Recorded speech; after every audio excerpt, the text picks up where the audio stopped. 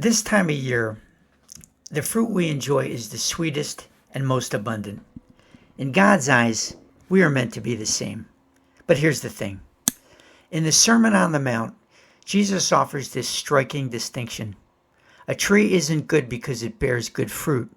It bears good fruit because it is good. Now, what does that mean? It means that our lives grow sweeter when we draw nearer to our Creator. When God's Spirit begins to shape our spirit, when His way becomes our way, we are transformed. How do we climb aboard that train? Well, God promises that we will find our way if we keep our eyes and hearts open. And the reward is sweet. The Apostle Paul reminds us in his gospel letters that we are chosen, holy, loved, justified, accepted, adopted, and forgiven in the process. Jesus himself tells us it's a peace the world cannot give in John 14.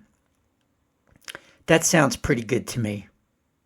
In these troubling times, if you are put off by divisiveness from some quarters of the faith community, I find solace in messages like this one from Reverend Jan O., stated clerk of the Presbyterian Church USA, the denomination's chief ecclesiastical administrator and a key interpreter of the church's constitution. Reverend O writes in part, Jesus says, "The greatest among you will be your servant. All who exalt themselves will be humbled, and all who humble themselves will be exalted." Matthew 23.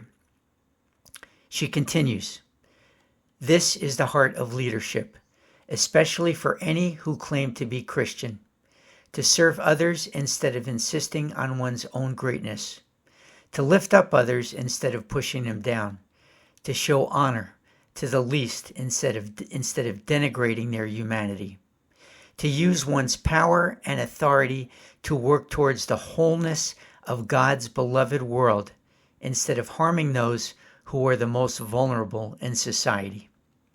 And further, she says, instead of working for a world in which strangers and foreigners become neighbors, the weak and sick are protected, and the young and lonely are embraced, they build up dividing walls of hostility, threaten the vulnerable, and ridicule the marginalized. This is not Christian. This is not Christian leadership. As Reverend O reminds us, we are Christ's disciples today, called to be the sweetest fruit we can be. Reverend O's reflections are a welcome reminder of the gospel's true message, at least as I understand it: inclusion, service, humility, and love. It's the kind of faith that fills the world with fruit that's more sweet than bitter.